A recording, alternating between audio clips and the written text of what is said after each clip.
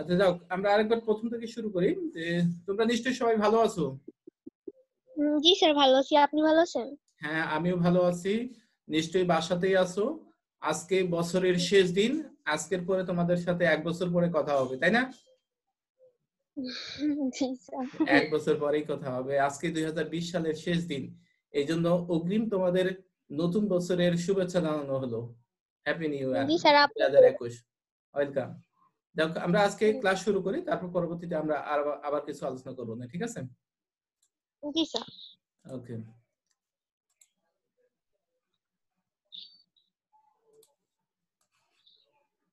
আমরা ওই দিন মানে যোজনী পর্যন্ত পড়েছিলাম, তাই না?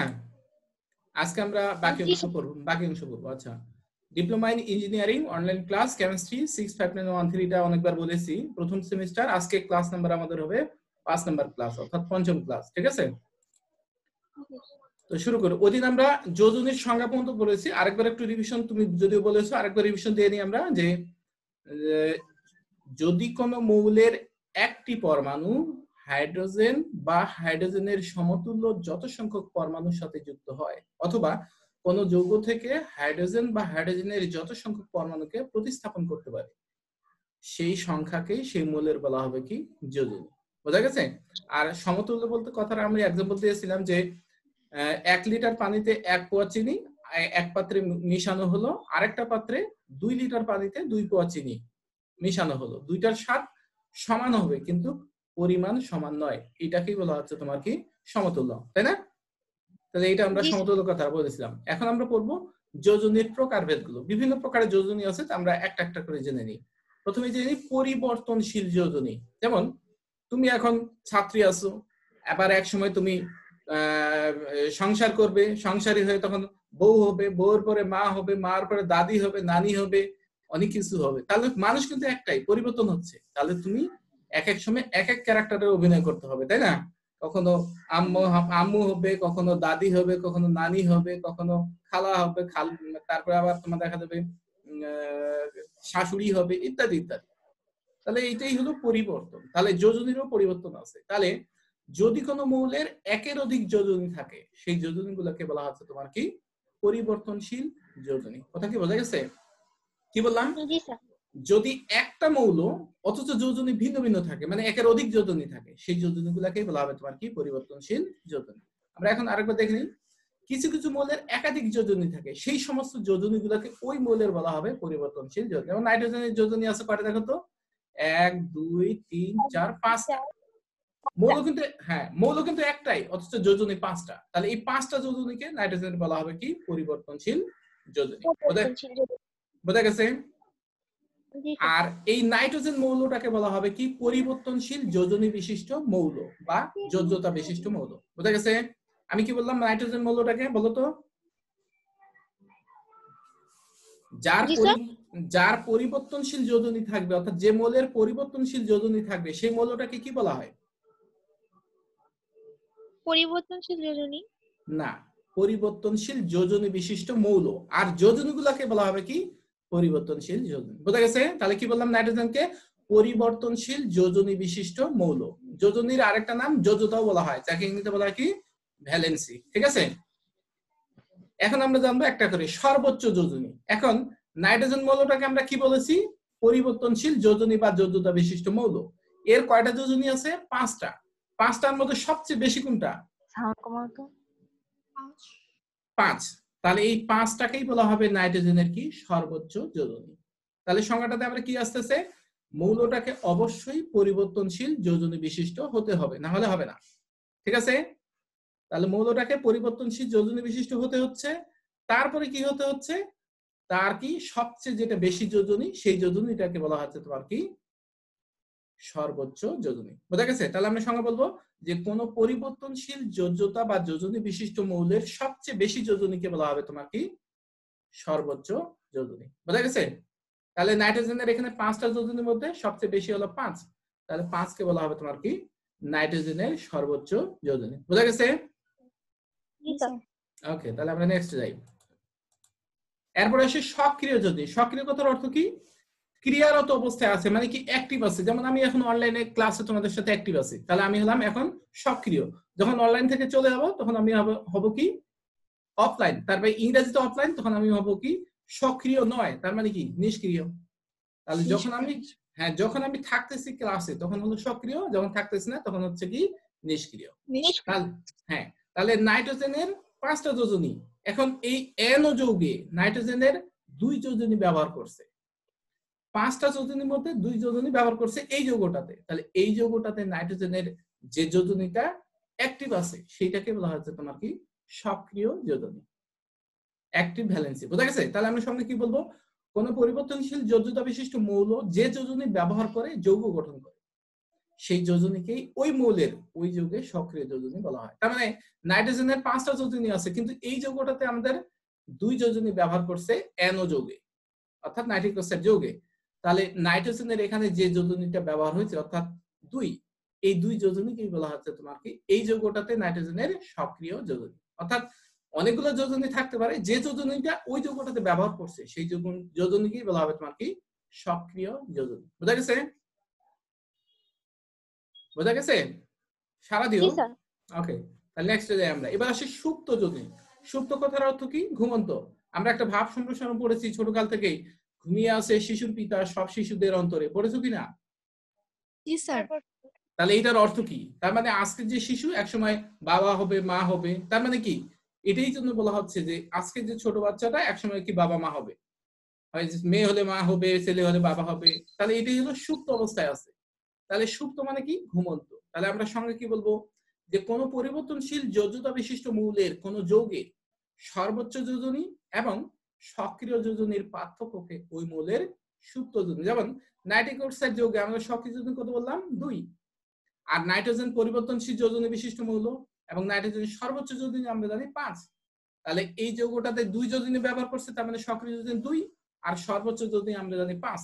তাহলে 5 থেকে 2 বিয়োগ দিলে পার্থক্য হচ্ছে আমার 3। তাহলে এই 3টাকেই নাইট্রোজেনের বলা হবে কি সুপ্ত যোজনী। বোঝা গেছে? তাহলে কি বললাম সংজ্ঞা? তাহলে অবশ্যই মৌলটাকে সুপ্ত যোজনী হতে হলে পরিবর্তনশীল যোজ্যতা বিশিষ্ট মৌল হতেই হবে, না হলে হবে না। তাহলে কোন পরিবর্তনশীল যোজ্যতা বিশিষ্ট মৌলের কোন যৌগের সর্বোচ্চ যোজনী এবং সক্রিয় যোজনীর পার্থক্যকে ওই মৌলের সুপ্ত যোজনী বলা হয়। যেমন নাইট্রিক অক্সাইড যৌগে আমরা সক্রিয় যোজনী জানি 2, নাইট্রোজেনের আর সর্বোচ্চ যোজনী জানি 5। তাহলে 5 এবং 2 এর পার্থক্য 3, এই 3কেই বলা হবে কি নাইট্রোজেনের সুপ্ত যোজনী। বোঝা গেছে? জি স্যার। এবার সামনে ইলেকট্রনীয় মতবাদ। আমরা সব সময় এখন নতুন ডিজিটালাইজড হচ্ছি, সংজ্ঞাগুলো আমাদের কি ইলেকট্রনীয় মতবাদে চলে আসতেছে। এখন ইলেকট্রনীয় মতবাদেও যোজনী কিছু সংজ্ঞা আছে। এখন আমরা দেখছি যে মৌলগুলো যখন কোনো বিক্রিয়ায় অংশগ্রহণ করে তখন ইলেকট্রন কোন মৌল ত্যাগ করে, কোন মৌল গ্রহণ করে, কোন মৌল শেয়ার করে।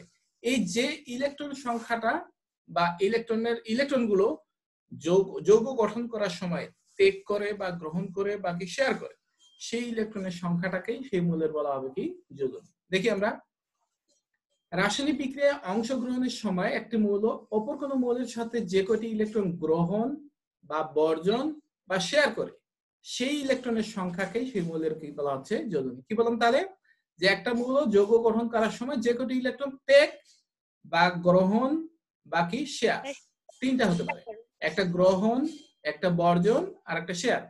এই যে কয়টা ইলেকট্রন এই শেয়ার, গ্রহণ বা বর্জন করে সেই ইলেকট্রনের সংখ্যাকেই সেই মৌলের বলা হবে কি যোজনী। যেমন আমরা আসি একটা উদাহরণ, ক্যালসিয়াম ক্লোরাইড।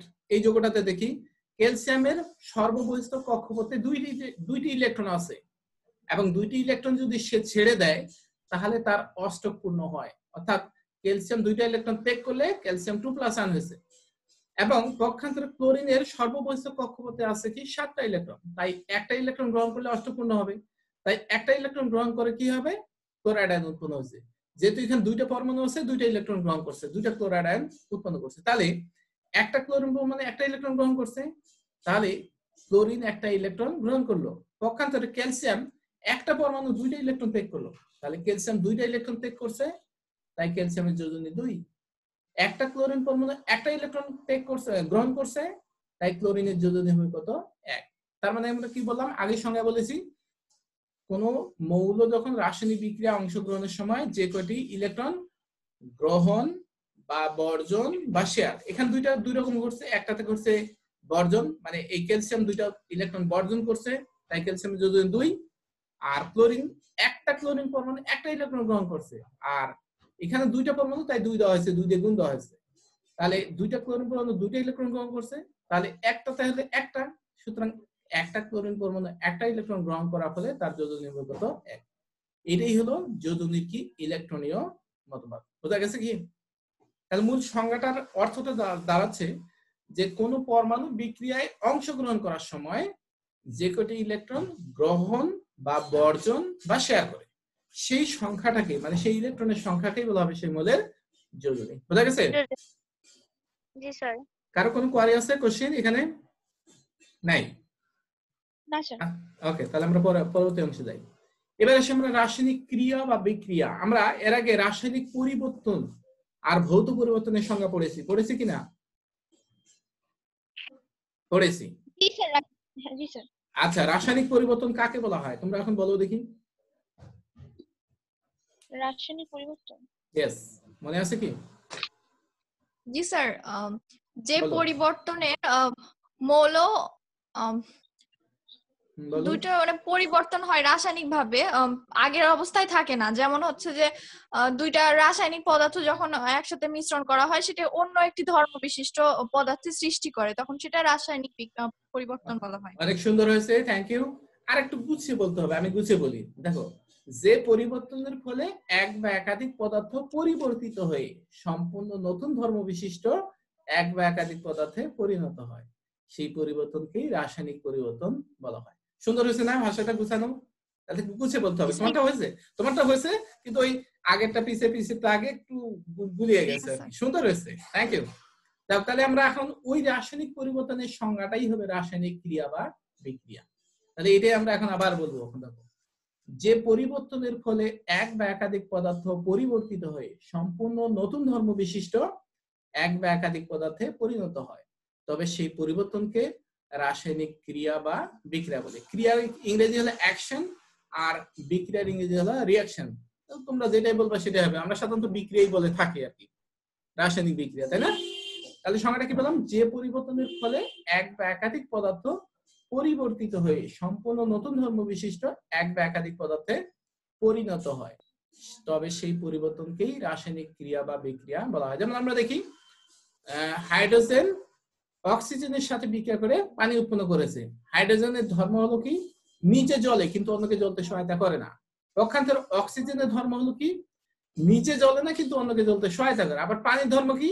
এর নিজে জ্বলেও না, কাউকে নিভাতে সহায়তাও করে না। তার মানে কি হচ্ছে, আগের যে দুইটা মৌলের ধর্ম সেগুলোর থেকে ধর্ম, পানির ধর্ম আলাদা। তাহলে এটা নতুন ধর্ম বিশিষ্ট, তাহলে এটাই হলো রাসায়নিক ক্রিয়া বা বিক্রিয়া। বোঝা গেছে? বোঝা গেছে তোমাদের? জি স্যার। জি স্যার। ওকে, তাহলে আমরা এখন একটু জানবো আমরা রাসায়নিক সমীকরণ। তাহলে আগের অংশটা দেখি আমরা এখানে। তাহলে এই যে আমরা লিখছি 2s2 + O2 = 2s2, তাহলে এইটাই হলো রাসায়নিক সমীকরণ। পক্ষান্তরে এটা একটা রাসায়নিক বিক্রিয়াও। তাহলে রাসায়নিক বিক্রিয়াটাকে আমরা যদি এই হাইড্রোজেনের সংকেত, অক্সিজেনের সংকেত, পানির সংকেত, সমান চিহ্ন, প্লাস চিহ্ন, এগুলাকে গাণিতিক চিহ্ন বলা হয়। এগুলার সাহায্যে যদি সংক্ষিপ্ত আকারে প্রকাশ করা হয় সেটাই হলো রাসায়নিক সমীকরণ। তাহলে রাসায়নিক সমীকরণের সংজ্ঞা কি বলবো? একটি রাসায়নিক বিক্রিয়ায় যা ঘটে তা বিক্রিয়ক। ও আরেকটা জিনিস বলা হয়নি এখানে, বাম পাশের পদার্থগুলোকে বলা হয় কি? বিক্রিয়ক। আর ডান পাশের পদার্থগুলোকে বলা হয় কি? উৎপাদ বা উৎপন্ন পদার্থ। তাহলে এই বিক্রিয়ক পদার্থের সময়ের সংকেত আর উৎপন্ন পদার্থের সময়ের সংকেত আর কতগুলো গাণিতিক চিহ্ন, প্লাস, মাইনাস, তীর চিহ্ন বা সমান চিহ্ন, এই চারটাই ব্যবহার করা হয় সাধারণত। এগুলার সাহায্যে যদি সংক্ষিপ্ত আকারে প্রকাশ করি তাহলে সেটাকেই বলা হবে তোমাকে রাসায়নিক সমীকরণ। দেখি আমরা, একটি রাসায়নিক বিক্রিয়া যা ঘটে তা বিক্রিয়ক পদার্থ সময়ের সংকেত বা সংশ্লিষ্ট পদার্থ সময়। সংশ্লিষ্ট বলতে বোঝাচ্ছে বিক্রিয়কের সাথে আরো কিছু থাকতে পারে, ওগুলোই বলা হচ্ছে সংশ্লিষ্ট পদার্থ সময়ের সংকেত, বা উৎপন্ন পদার্থ সময়ের সংকেত এবং বা অন্যান্য সংকেত, মানে আরো কিছু অ্যাড থাকতে পারে। এগুলার মাধ্যমে কতগুলি গাণিতিক চিহ্ন, কি কি বলছি আমরা?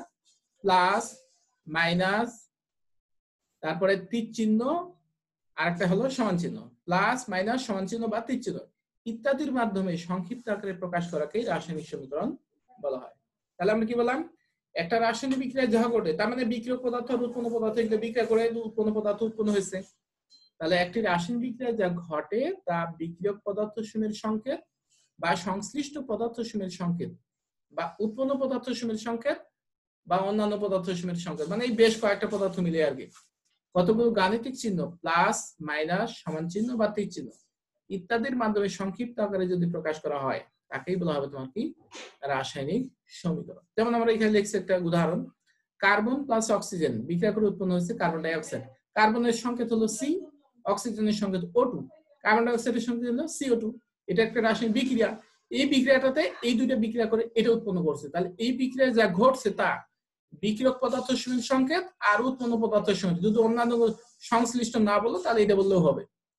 বিক্রিয়ক পদার্থ সমূহের সংকেত এবং অন্যান্য উৎপন্ন পদার্থ সমূহের সংকেতের সাহায্যে কতগুলো গাণিতিক চিহ্ন প্লাস কতগুলো সমীকরণে মাইনাস ব্যবহার করা হয়, সমান চিহ্ন কতগুলোতে তীর চিহ্ন ব্যবহার করা হয়, এগুলার সাহায্যে যদি সংক্ষিপ্ত আকারে প্রকাশ করি তাকেই বলা হবে কি রাসায়নিক সমীকরণ। বুঝা গেছে? বুঝা গেছে তোমাদের? ওকে, তাহলে আমরা পরের অংশে যাই। এবার আমরা তাৎপর্য পড়বো। একটা সমীকরণ লিখছি, এই সমীকরণটার তাৎপর্য আমরা আগে পড়েছি, প্রতীকের তাৎপর্য পড়েছি, তারপরে সংকেতের তাৎপর্য পড়েছি। তাৎপর্য কত প্রকার মনে আছে? সংকেতের তাৎপর্য, প্রতীকের তাৎপর্য কত প্রকার পড়েছি আমরা? মেবি 2 প্রকার। কি কি বলো তো, মনে আছে? একটা হলো গুণগত বা আঙ্গিক, আর একটা পরিমাণগত বা মাত্রিক। খালি একটু দেখলেই হবে, তোমাদের একটু রিভিশন দিতে হবে, তাই না? রিভিশন দিলেই হয়ে যাবে, একটু মডিফাই করতে হবে আর কি, যাও একটু বাসায় প্র্যাকটিস করতে হবে, ঠিক আছে? তাহলে এই সমীকরণটারও তাৎপর্য 2 প্রকার, একটা গুণগত বা আঙ্গিক আর একটা পরিমাণগত বা মাত্রিক। মোটামুটি এই কোশ্চেনটা থাকে 8 মার্কের থাকতে পারে, তবে এর সাথে আর থাকবে রাসায়নিক সমীকরণের সংজ্ঞাটা। তাহলে এটা আমরা সমীকরণটা তাৎপর্য আমরা করার এখন চেষ্টা করি। তাৎপর্য 2 প্রকার আমরা বলেছি, একটা হলো গুণগত বা আঙ্গিক, আঙ্গিক কথাটা লিখিনি, শুধু গুণগত লিখছি, আর একটা পরিমাণগত বা মাত্রিক। আমরা এই দুটার এখন ব্যাখ্যা দেবো। গুণগত পরি, আমরা সমীকরণটা লিখে রাখছি। তা সমীকরণের তাৎপর্য করার সময় কখনোই সংকেত দিয়ে লেখা যাবে না, সবগুলোই বাংলায় উচ্চারণ করে লিখতে হবে। যেমন জিঙ্ক, জয় ঋষি অনস্বর ক, সালফিউরিক অ্যাসিড বাংলায় লিখতে হবে সালফিউরিক অ্যাসিড। তারপর ডান পাশের উৎপন্ন পদার্থের মধ্যে আছে জিঙ্ক সালফেট, আর এটা হাইড্রোজেন, সব কথাই লিখতে হবে। তাহলে গুণগত বলি, গুণগত আমরা বলেছিলাম যে দোষ গুণ বোঝাবে কিন্তু কখনো পরিমাণ বোঝাবে না, অর্থাৎ সংখ্যা বোঝাবে না। তাহলে সংখ্যা না বোঝালে সেটা হবে গুণগত বা আঙ্গিক তাৎপর্য। প্রথমে বিক্রিয়াটাতে কি কি পদার্থগুলো আছে আর কি কি উৎপন্ন হচ্ছে সেগুলোর নাম ইন্ডিকেট করে। জিঙ্ক সালফিউরিক অ্যাসিডের সাথে বিক্রিয়া করে জিঙ্ক সালফেট এবং হাইড্রোজেন গ্যাস উৎপন্ন করে। মাঝে মাঝে দেখি হাইড্রোজেন লিখছো, গ্যাস কথাটা সাথে উল্লেখ করতে হয়, হাইড্রোজেন গ্যাস উৎপন্ন করে। এটি একটি প্রতিস্থাপন বিক্রিয়া। প্রতিস্থাপন বিক্রিয়া জানা আছে সংজ্ঞা কারো? আমি বললাম তুমি এই চেয়ারটা থেকে উঠো, আমি তোমার ওই চেয়ারে বসবো, মানে তোমাকে তুলে দিয়ে সেই জায়গায় আরেকজন বসা, সেটাকেই বলা হচ্ছে তোমার কি প্রতিস্থাপন। মানে একজনকে তুলে দিয়ে আরেকজন ওই জায়গায় রিপ্লেস হওয়া, এটাকে বলা হচ্ছে প্রতিস্থাপন। তাহলে এই জায়গায় দেখো বিক্রিয়াটাতে জিঙ্ক সালফিউরিক অ্যাসিড থেকে হাইড্রোজেনকে সরাই দিয়েছে, আবার জিঙ্কটা ওইখানে বসবে, তাহলে হাইড্রোজেনকে সরাই দিয়ে নিজে বসাটাকেই বলা হচ্ছে তোমার কি প্রতিস্থাপন। ঠিক আছে? এবার আসবো আমরা কি পরিমাণগত বা মাত্রিক তাৎপর্য। আমরা একটু আগের এখানে বিক্রিয়াটা আরেকবার দেখি। এই যে জিঙ্কের সামনে মনে মনে কত আছে বলো? 1। জি স্যার। জিঙ্কের, এই যে জিঙ্ক লিখছি আমি এখানে, জিঙ্কের সামনে মনে মনে কত আছে? 1। সালফিউরিক অ্যাসিডেরও সামনে মনে মনে 1 আছে, জিঙ্ক সালফেটেরও সামনে 1 আছে, হাইড্রোজেন গ্যাসেরও সামনে মনে মনে কত আছে? 1 আছে।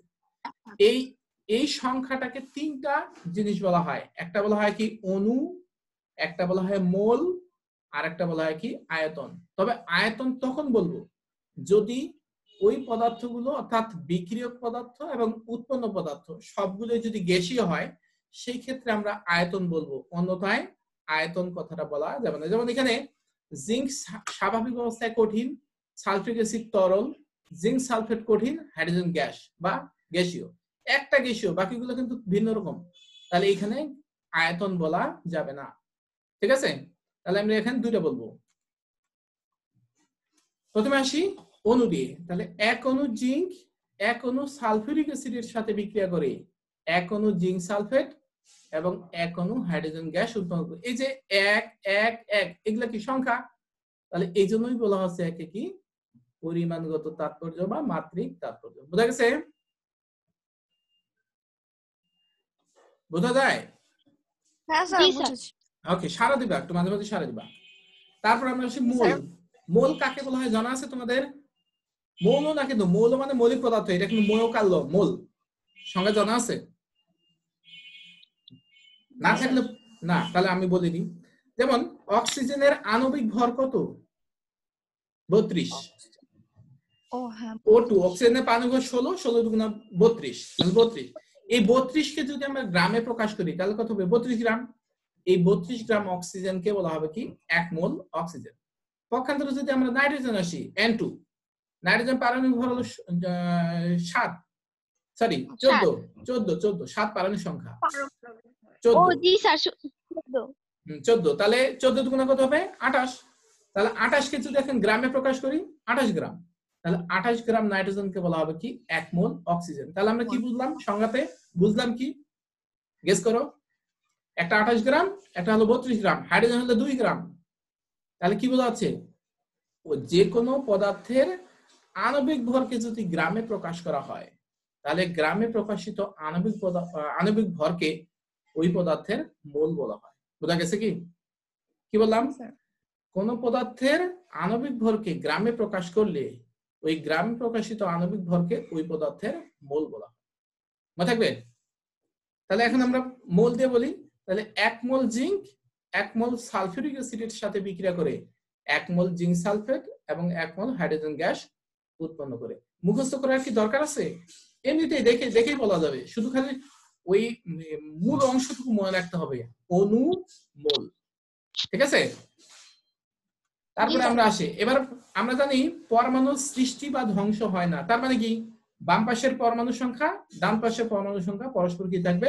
সমান থাকবে। আমরা যদি বিক্রিয়াটাতে একটু দেখি, এখানে জিঙ্কের পরমাণু 1, হাইড্রোজেনের 2, সালফারের 1, অক্সিজেনের 4, তাহলে 4 5 5 7, 7 আর 8। ডান দিকে দেখো তো, জিঙ্কের 1, সালফারের 1, 2, 2 আর 4 6, 6 দিয়ে 8, অর্থাৎ কি দুই দিকে পরস্পর সমান। তাহলে আমাদের এখানেও দেখো ওইটাই আমরা হিসাব করে বের করছি, দেখছি বাম পাশে হচ্ছে 8, ডান পাশেও কত? 8, অর্থাৎ পরস্পর কি সমান। বুঝা গেছে? এবার আমরা জানবো ভর। ভরের কোনো পরিবর্তন হবে না, বাম পাশে যেটা ভর উৎপন্ন পদার্থেরও ডান দিকে ভরটা তোমার কি একই থাকবে। জিঙ্কের পারমাণবিক ভর হলো 65.38, একটা পরমাণু 1 দিয়ে গুণ করিনি। হাইড্রোজেনের পারমাণবিক ভর হলো 1.008, দুইটা পরমাণু আছে 2 দিয়ে গুণ। সালফারের হলো 32.06, একটা আছে 1 দিয়ে গুণ। অক্সিজেনের 16, 4 দিয়ে গুণ। এই যোগ করলে হলে কত? 163.456। আবার ডান দিকে দেখো 65 জিঙ্ক সালফেট ZnSO4 65.38, একটা পরমাণু আছে 1 দিয়ে গুণ। সালফার 32.06, একটা পরমাণু আছে 1 দিয়ে গুণ। অক্সিজেন 4টা 4 64। আবার প্লাস হাইড্রোজেন H2 আছে, একটার ভর 1.008 আর দুইটা আছে 2 দিয়ে গুণ। যোগ করলে আবার দেখা যাচ্ছে 163.456। তার মানে কি এই বাম পাশে 163.456, ডান পাশে তোমার কি 163.456, দুটোই কি পরস্পর সমান। তার মানে এখানেও আমাদের কি ভরের নিত্যতা সূত্র মেনে চলেছে, কারণ ভরের কোনো পরিবর্তন হয়নি। ভরের নিত্যতা সূত্র কি ছিল? যে একটা পদার্থের মোট ভর পরিবর্তন হবে না, ভরের ধ্বংস হবে না, সৃষ্টিও হবে না, পদার্থের মোট পরিমাণের ভর একই থাকবে। অর্থাৎ বিক্রিয়ক পদার্থের মোট ভর উৎপন্ন পদার্থের মোট ভর পরস্পর সমান থাকবে, এটাই সমান আছে। তারপরে আমরা আসি, এখন কি ওই কথাটাকে আমরা একটু গুছায় বলবো। এই যে 65 আমরা কি লিখেছি? 38। 65.38 ভাগ ভরের জিঙ্ক 98.076 ভাগ ভরের সালফিউরিক অ্যাসিডের সাথে বিক্রিয়া করে 161.44 ভাগ ভরের জিঙ্ক সালফেট এবং 2.016 ভাগ ভরের হাইড্রোজেন উৎপন্ন করে। আমরা এখান থেকে আসি, এখানে এইটার ভর হলো 65.38 আর এইটুকের ভর হলো কত? 98.078 মনে হয়। ঠিক আছে? তাহলে এগুলা ওই যে হিসাব করে বের করছি আমরা। তাহলে 65.38 ভাগ ভরের জিঙ্ক 98.0 না 700 আছে, দাও 016 এত ভাগ ভরে সালফিউরিক অ্যাসিডের সাথে বিক্রিয়া করে 161.44 ভরে জিঙ্ক সালফেট এবং 2.016 ভাগ ভরে হাইড্রোজেন গ্যাস উৎপন্ন করে। ওই কথাটাই আমরা আরেকবার বুঝাই বলছি আর কি এটা, ঠিক আছে? তাহলে এখানে পরিমাণগত তাৎপর্য আমরা কয়টা পড়েছি? 4টা। আরেকটা মনে আছে, আমরা আরেকটা এটা তো বললাম 5টা। এই 5টাই আমাদের হলো পরিমাণগত তাৎপর্য। আর গুণগত তাৎপর্য বলতেছি আমরা 2টা, 5 দিয়ে 7টা। এই 7টা আর একটা সংজ্ঞা থাকবে, টোটাল হলো 8 মার্ক। কোনো মার্ক কাটার অপশন নাই, যা মার্ক আছে তাই তোমার কি পাওয়া যাবে। সুতরাং একটু তোমরা মনোযোগী হবা। তোমাদের কি ভিডিও দেখা যায়? তোমাদের যে আমি ক্লাসে নিচ্ছি এটা দেখা যায়? জি স্যার। ওকে, তাহলে তোমরা পরবর্তীতে যদি তোমরা মনে করো ভিডিওটা আপলোড করে দেবো তোমাদের গ্রুপে, তোমরা তখন ডাউনলোড করে পরবর্তীতে আবার রিভিশন দিয়ে দেখে নিবা, ঠিক আছে? এবার একটা আমরা অঙ্ক আসি। একটা জৈব যৌগে কার্বন আছে 75.95%, হাইড্রোজেন আছে 6.33% এবং নাইট্রোজেন আছে 17.71%। এর আণবিক ভর যদি 79 হয় তাহলে স্থূল সংকেত ও আণবিক সংকেত বের করতে বলছি। এই অঙ্কগুলো কি তোমরা 9 এ করেছিলা? জি স্যার করছি, এটা বাড়ি কাজ তাই। বাড়ি কাজ, ওকে, থ্যাংক ইউ। G sir. অনেকে তুমি হয়তো পারবে, অনেকে হয়তো পারবে না। আমি আরেকটা দেই, অধ্যায় শেষ হলে তোমাদের আবার পরীক্ষা নেব, ঠিক আছে? আমি আজকে করেই দেই, দেখাচ্ছি। দেখো, প্রথমে আমরা প্রত্যেকটা মৌলের শতকরা পরিমাণগুলো লিখছি, লেখার পরে কি করছি আমরা? যোগ করেছি। যোগ করে দেখা যাচ্ছে 99.99%, অর্থাৎ যোগফলটা যদি 99 দশমিক সামথিং অর্থাৎ 99 এর বেশি হয় তাহলে ধরে নিতে হবে এটা প্রায় 100%। আর যদি 100 ভাগ হয়ে যায় তাহলে 100 ভাগের কোনো অপশনই নেই। যদি এরকম হয় তাহলে ধরে নিতে হবে ওই যৌগে আর অন্য কোনো মৌল উপস্থিত নাই। কথা কি বোঝা গেছে? এখন মনে করো 99 বা 100% হলো না, মনে করো আসলে 90%, তাহলে ধরে নিতে হবে আরো অন্য কোনো মৌল উপস্থিত আছে। যদি মৌলটার নাম উল্লেখ থাকে অঙ্কে, তাহলে তো সেই মৌলটা তখন 100 থেকে এই যোগফলটা বিয়োগ দিয়ে যেটা হবে সেটা সেই মৌলের পরিমাণ। আর যদি মৌলটা উল্লেখ না থাকে তাহলে কি করতে হবে? 100 হয়নি, মৌলের নামও উল্লেখ নাই, তাহলে কি করতে হবে? তাহলে ধরে নিতে হবে মৌলটা অক্সিজেন হবে। অন্য কোনো মৌলের নাম উল্লেখ না থাকলে ধরে নিতে হবে সেই মৌলটা অক্সিজেন। মনে থাকবে? তাহলে এখানে আমাদের 99.99% চলে আসছে। তার মানে আমরা কি বলতে পারি? অর্থাৎ যৌগে আর অন্য কোনো মৌল নেই।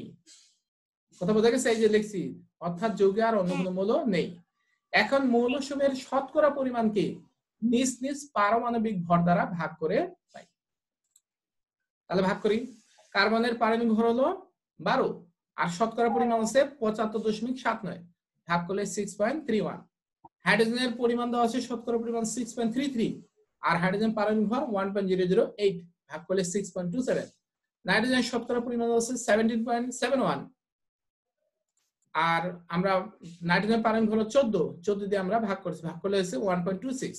এখন ভাগফল হচ্ছে একটাতে হলো 6.31, 6.27 এবং 1.26। এই ভাগফল তিনটার মধ্যে সবচেয়ে ক্ষুদ্রতম ভাগফল কোনটা? 1.26। Thank you. তাহলে এই ভাগফলগুলোর মধ্যে সবচেয়ে ক্ষুদ্রতম ভাগফল দ্বারা প্রত্যেকটা ভাগফলকে আমরা সবগুলোকে ভাগ করতে হবে। থ্যাংক ইউ, আমরা এটাই ভাগ করব। দেখো এই কথাটাই লিখছি, ভাগফলগুলোর মধ্যে সর্বাপেক্ষা ক্ষুদ্রতম ভাগফল দ্বারা ভাগ করে পাই।